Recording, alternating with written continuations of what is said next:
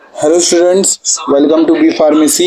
My self Rajmesh Mandal. तो चलिए start करते हैं। हमारा न्यू वीडियो यूरिनरी सिस्टम चल रहा है हमारा, और हम लोग ने कवर अप कर दिया है। हम लोग ने पिछले वाली वीडियो में कवर किया था कि रास मैकेनिज्म कवर किया था कि कैसे अगर ब्लड का प्रेशर कम हो जाए, ब्लड का वॉल्यूम कम हो जाए, तो वो कैसे कंपनसेट करता है, कैसे वो इक्वलाइज करता है, वो हम लोग ने देखा था। ठीक है। अब हम लोग देखने वाले फिजियोलॉजी ऑफ यूरिन फॉर्मेशन। ये भी बहुत इंपॉर्टेंट क्वेश्चन आता है यूनिवर्सिटी से कि physiology of urine formation 5 marks 10 marks के साथ दूसरे क्वेश्चन के साथ मिला करके आ सकता है। Physiology of urine formation.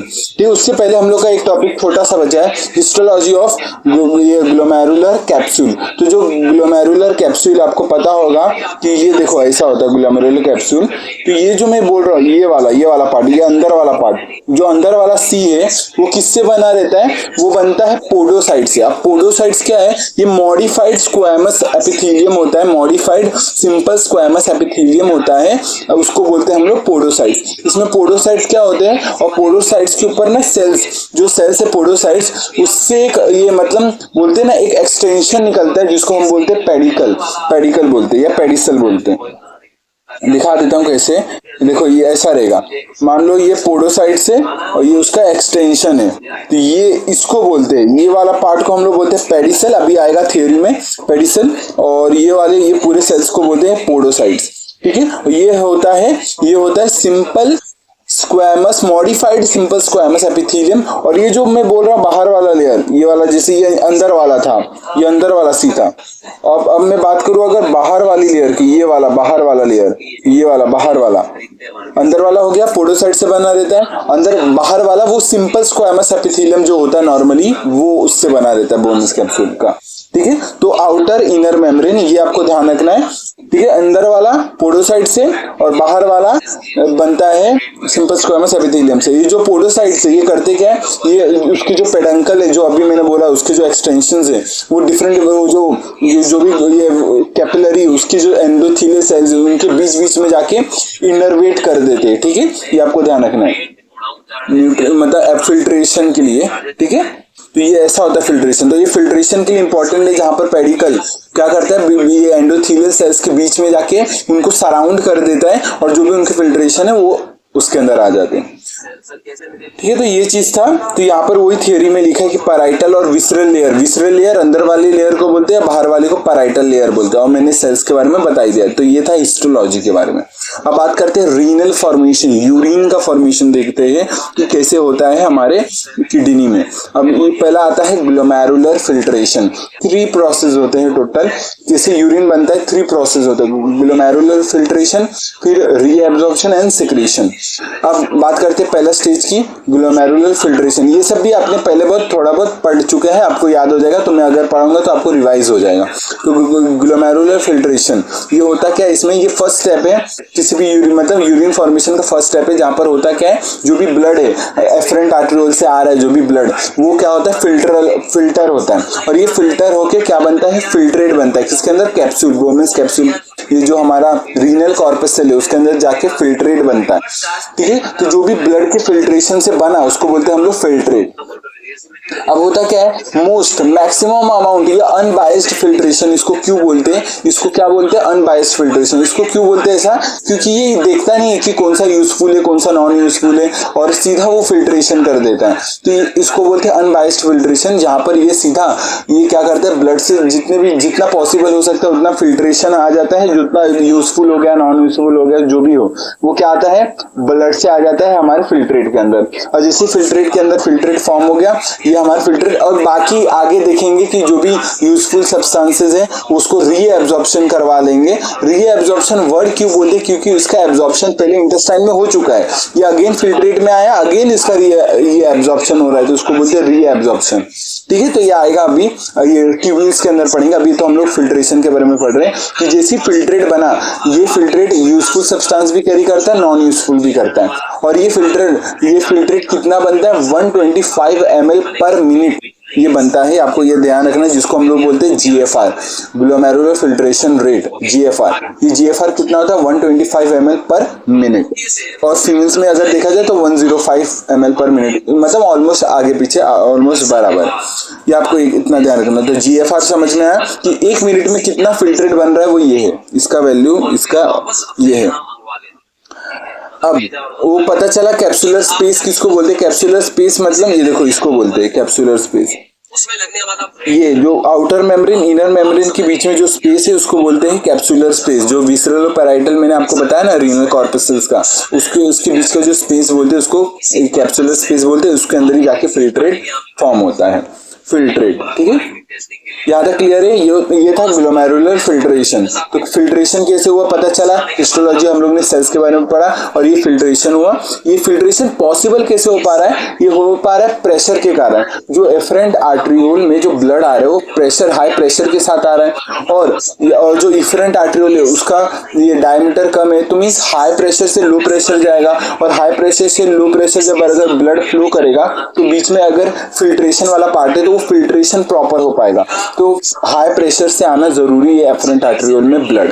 ठीक है, ब्लड का हाई प्रेशर में आना जरूरी है, तभी अच्छे से इफेक्टिवली ये अपना फिल्ट्रेशन कॉज कर पाएगा, फिल्ट्रेशन हो पाएगा। और यही तो होता है जब अगर डिजीज हो जाता है, कुछ प्रॉब्लम हो जाती है, प्री रीनल प्रॉब्लम्स हो जाती है, फेलियर होता है, तो क्या होता है उसमें फिल्ट्रेशन नहीं बन पाता। मीन्स बहुत स्लो ब्लड आ रहा है, वॉल्यूम कम है तो बहुत कम ब्लड आ रहा है, और फिल्ट्रेशन भी कम बन रहा है, फिल्ट्रेट कम बन रहा है, उसमें GFR डिक्रीज हो जाता है। तो ये प्रॉब्लम पढ़ेंगे डिसऑर्डर्स में, पैथोफिजियोलॉजी में। तो बाकी हम लोग पढ़ रहे हैं HCP, इसमें हम लोग ग्लोमेरुलर फिल्ट्रेशन कंप्लीट हो गया। आगे बढ़ते हैं हम लोग, और अब मेन यहाँ पर एक टॉपिक आता है प्रेशर से रिलेटेड चीजें। जिस अभी मैंने बोला ना कि प्रेशर इंपॉर्टेंट है, तभी वो फिल्ट्रेशन हो पाता है ब्लड का फिल्ट्रेट के अंदर। प्रेशर ये फिल्ट्रेट ये प्रेशर के कारण हो पाता है। अब इसमें मोटा मोटा 3 प्रेशर आते हैं, 3 प्रेशर्स आते हैं। 2 होते हैं अपोज करने वाले, जो फिल्ट्रेट को अपोज करते नहीं बनाने देते, और एक जो मेजर आता है वो फिल्ट्रेट को फॉर्मेशन के लिए हेल्प करता है, प्रमोट करता है। तो वो जो प्रमोट करने वाला है उसकी वैल्यू ज्यादा होती है, इसके कारण जो डिफरेंस है नेट ये GFR है वो बच जाता है पॉजिटिव के साइड, इसके कारण वो फिल्ट्रेशन बन पाता है। अब देखेंगे वो डिटेल में क्या है। तो पहला प्रेशर आता है ग्लोमेरुलर ब्लड हाइड्रोस्टैटिक प्रेशर। इसका मतलब ये है कि जो हम लोग ने बोला ना अभी एफरेंट आर्ट्रियोल में जो हाई प्रेशर से ब्लड आ रहा है, तो वो प्रेशर वो क्रिएट करने के लिए हेल्प करता है, फिल्ट्रेट बनाने में हेल्प करता है। तो उसको बोलते हैं GBHP, मतलब ग्लोमेरुलर ब्लड हाइड्रोस्टैटिक प्रेशर। तो ब्लड के द्वारा जो प्रेशर आ रहा है वो पॉजिटिव वाला वो फिल्ट्रेट को फॉर्म करेगा, वो होता है 55 mmHg ऑफ प्रेशर। ठीक है, 55 mmHg ये मेन है हमारा 55 mmHg। एक होता है कैप्सुलर हाइड्रोस्टैटिक प्रेशर। ये कौन सा प्रेशर होता है, ये अपोज करने वाला प्रेशर होता है। ये किसके कारण होता है, अगर रीनल ट्यूब्यूल जो कैप्सुलर स्पेस में जो फ्लूइड पहले से प्रेजेंट है, अगर वो फ्लूइड पहले से प्रेजेंट है तो वो दूसरे फ्लूइड को आने नहीं देगा, तो उसके द्वारा जो अपोज लग रहा है उसको हम लोग बोलते हैं capsular hydrostatic pressure. It is a hydrostatic pressure exerted against the filtration membrane by the fluid already in the capsular space और रीनल ट्यूब्यूल्स के अंदर जो ऑलरेडी फ्लूइड प्रेजेंट है वो अपोज करेंगे कि और फ्लूइड मत आओ। एक ये अपोज करने वाला है, ठीक है, और दूसरा अपोज करने वाला कौन है, the blood colloidal osmotic pressure, BCOP। ठीक है, ये क्या करता है, which is due to the presence of protein such as albumin, globulin, fibrinogen. ये सब आपको पता होगा कि ब्लड के अंदर एक प्रोटीन्स बहुत सारे होते हैं, ब्लड प्लाज्मा के अंदर एल्बुमिन, ग्लोबुलिन, फिब्रिनोजन, ये सब प्रोटीन्स होते हैं। ये प्रोटीन क्या करते हैं, आपको पता होगा कि जहां कोलॉइडल चीजें जैसे ऑस्मोटिक ज्यादा चीजें, ठीक है, तो ब्लड उसके साथ ही रहेगा। जैसे कि एक जगह सॉल्ट है तो अगर ऑस्मोसिस के थ्रू वाटर खुद आ जाता है, तो उसको बोलते हैं ऑस्मोसिस के थ्रू खुद आ गया। जैसे सोडियम एक जगह ज्यादा है और वाटर उसके अंदर खुद ही आ गया, ठीक है, वो ऑटोमेटिकली आ जाता है, तो वो खुद खींच लेता है अपने साइड वाटर। तो इसमें होता क्या है, इसमें क्या होता है कि जो ब्लड कोलॉइडल, जो ब्लड के अंदर पहले से जो चीजें प्रेजेंट है, प्रोटीन्स हो गए, कोलॉइडल चीजें हो गए, वो पहले से वाटर को किधर जाने नहीं देते, अपने साइड रोक के रखते हैं। तो एक ये अपोज करने वाला ये चीज है, ठीक है, प्रेशर है। तो 3 प्रेशर है, 2 अपोज करने वाले। एक जो कैप्सुलर हाइड्रोस्टैटिक प्रेशर वो 15 mmHg लगता है, और जो ब्लड कोलॉइडल ऑस्मोटिक प्रेशर है वो 30 mmHg लगता है। तो दोनों को अपोज करने का प्लस करोगे तो कितना होता है, 45 mmHg। तो हमारा जो प्रमोट करने वाला प्रेशर था वो 55 mmHg था, और जो अपोज करने वाला प्रेशर है वो 45 mmHg। तो नेट देखोगे तो अभी भी पॉजिटिव वाला जीत रहा है 10 mmHg के साथ। तो नेट GFR जो होता है, नेट फिल्ट्रेशन प्रेशर NFP, वो होता है 10 mmHg से। और ये प्रेशर ये इंपॉर्टेंट है नेट वाला, 10 mmHg से ये फिल्ट्रेशन हो पाता है ब्लड का फिल्ट्रेट के अंदर। ये आपको ध्यान रखना। तो ग्लोमेरुलर ये ब्लड हाइड्रोस्टैटिक प्रेशर किसके कारण है, जो ब्लड हाई प्रेशर से आ रहा है तो उसको जो ये फिल्ट्रेशन के लिए कॉज करेगा वो। दूसरी चीज जो कैप्सुलर के अंदर पहले से फ्लूइड है वो अपोज करने की कोशिश करेगा वो चीज। और दूसरी चीज ब्लड कोलॉइडर, ब्लड के अंदर खुद से पहले से सॉल्यूट प्रेजेंट है, कोलॉइडल्स प्रेजेंट है जो ब्लड को किधर जाने नहीं देंगे, तो वो अपोज कर रहा है। तो ये दो अपोज करने वाले हैं और एक प्रमोट करने वाला है। तो मेन प्रमोट करने वाला जीतता है 10 mmHg से और उसके थ्रू ही फिल्ट्रेशन हो पाता है। तो ये था पूरा फिल्ट्रेशन किस कारणवश हो रहा है, तो ये प्रेशर के कारण हो रहा है, ये आपको ध्यान रखना है। फिर आप बात करते हैं रीनल ट्यूबुलर रीअब्जॉर्प्शन। अब रीअब्जॉर्प्शन का मतलब क्या है कि रीअब्जॉर्ब हो रहा है, मींस पहला एब्जॉर्प्शन ये हो चुका है कहां पर, इंटेस्टाइन में, जो फूड में इंटेस्टाइन में एब्जॉर्प्शन हो चुका था और ये फिल्ट्रेशन के द्वारा ये गलती से फिल्ट्रेट में आ गए। अब इसका फिर से क्या होगा, रीअब्जॉर्प्शन होगा रीनल ट्यूब्यूल के अंदर। वही देखेंगे कि ट्यूबुलर रीअब्जॉर्प्शन में क्या होता है कि मोस्ट ऑफ द चीजें 99 फिल्ट्रेट का 99% ये क्या होता है, रीअब्जॉर्प्शन हो जाता है। 99% रीअब्जॉर्प्शन हो जाता है और ये 1% फिल्ट्रेट यूरिन में कन्वर्ट हो पाता है। तो ये आपको ध्यान रखना है कि जो यूरिन है, आपको पता होगा कि 125 ml पर मिनट अगर गिनोगे, अगर उसको कन्वर्ट करोगे 1 डे पर डे में कन्वर्ट करोगे तो 180 लीटर बनता है। तो 180 लीटर फिल्ट्रेट बनता है पर डे, पर उसमें से 99% हम लोग क्या लेते हैं, रीअब्जॉर्ब कर लेते हैं और बस 1% मींस ऑलमोस्ट 1 to 1.5 लीटर के अराउंड यूरिन बन पाता है पर डे। ठीक है, तो ये चीजें, तो मैक्सिमम चीजें हम लोग रीअब्जॉर्प्शन कर लेते हैं क्योंकि बहुत सारी यूजफुल चीजें आ जाती है फिल्ट्रेट में। तो ये जो एब्जॉर्प्शन है ये हो पाता है पीसीटी के अंदर। मेजर जो रीअब्जॉर्प्शन हो पाता है वो पीसीटी के अंदर हो पाता है, बाकी और भी ट्यूब्यूल्स के अंदर होंगे लेकिन मेजर जो होता है वो पीसीटी के अंदर होता है। 80% 90% एब्जॉर्प्शन पीसीटी में हो जाता है क्योंकि उसमें cuboidal brush border cuboidal epithelium होते हैं, यहाँ पर वो अच्छे से एब्जॉर्ब कर लेते हैं चीजें। अब मैं बात करूं जैसे ग्लूकोज आ गया, अमीनो एसिड्स आ गए, ये सब बॉडी को चाहिए। ठीक है, ये सब बॉडी को चाहिए, सोडियम हो गया, ये सब बॉडी को चाहिए। तो ये सब क्या करेंगे, रीअब्जॉर्प्शन करा लेंगे। तो ये जो भी यूजफुल एसेंशियल चीजें है बॉडी के लिए जो जरूरत है वो ले लेगी और जो भी यूजफुल हो गया वो ले लिया।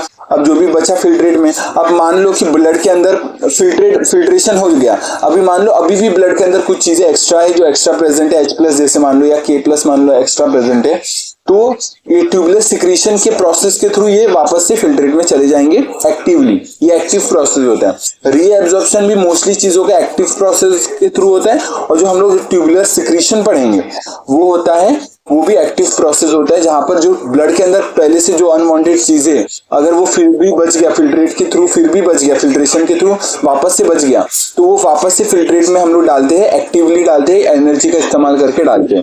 जैसे H+ हो गया, अमोनियम आयंस हो गए, ठीक है, क्रिएटिन हो गया, सर्टेन ड्रग्स हो गए, पेनिसिलिन, ये सब नहीं चाहिए बॉडी को तो ये वापस से फिल्ट्रेट में डाल देते हैं एनर्जी यूज करके। ठीक है, तो ये ट्यूबुलर सिक्रीशन है। तो ट्यूबुलर सिक्रीशन समझ में आया। ये ट्यूबुलर सिक्रीशन में जो भी अनवांटेड चीजें उसको वापस से सिक्रीशन करते हैं एनर्जी का इस्तेमाल करके। ट्यूबुलर रीअब्जॉर्प्शन, उसका एनर्जी का इस्तेमाल करके हम लोग रीअब्जॉर्प्शन करते हैं सर्टेन ये सब्सटेंसेस का, वाटर का। और फिर ग्लोमेरुलर फिल्ट्रेशन, इसमें करते क्या है, हम लोग ब्लड का फिल्ट्रेशन करते हैं और 3 प्रेशर इधर मेजर रोल करते हैं। पहला है ये जो ब्लड का प्रेशर आता है, ग्लोमेरुलर ब्लड हाइड्रोस्टैटिक प्रेशर, और 2 अपोजिंग प्रेशर होते हैं, कैप्सुलर हाइड्रोस्टैटिक प्रेशर और ब्लड कोलॉइडल ऑस्मोटिक प्रेशर।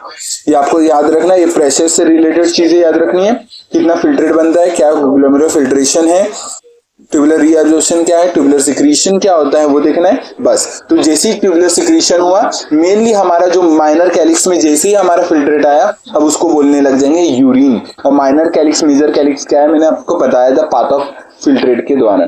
ठीक है, तो ये जैसे यूरिन में कन्वर्ट होगा, यूरिन फिर ये कलेक्टिंग डक्ट में भी थोड़ा एब्जॉर्प्शन होगा वाटर का, सोडियम का, ये सब का। डीसीटी में एब्जॉर्प्शन होगा। तो ये ट्यूब्यूल्स के अंदर क्या होते हैं, एब्जॉर्प्शन होते हैं। फिर जैसे मैं अगर बात करूँ लूप ऑफ हेनले में डिसेंडिंग वाला वाटर को परमिएबल होता है, तो वाटर को रीअब्जॉर्प्शन करवा लेगा। फिर ये जो असेंडिंग लूप है वो सोडियम से परमिएबल होता है, तो सोडियम का रीअब्जॉर्प्शन करवा लेगा। तो ये सब है जो मेजर चीजें जो चाहिए वो रीअब्जॉर्प्शन हो जाता है। फिर सिक्रीशन भी हो जाता है अनवांटेड चीजों का। तो ये एंड में जो बनता है वो यूरिन बनता है, जो हम लोग को एक्सक्रीट कर दिया जाता है यूरेटर के थ्रू, यूरेथ्रा के थ्रू। ठीक है, तो बस इस वीडियो के लिए इतना ही रखते हैं। थैंक यू वीडियो देखने के लिए। वीडियो समझा है कि नहीं बताना कमेंट में। बाकी मिलते हैं नेक्स्ट वीडियो में, तब तक के लिए टेक केयर, जय हिंद, जय भारत, बाय। अगर फिर भी कुछ डाउट है बताना कमेंट में। ठीक है, बाय।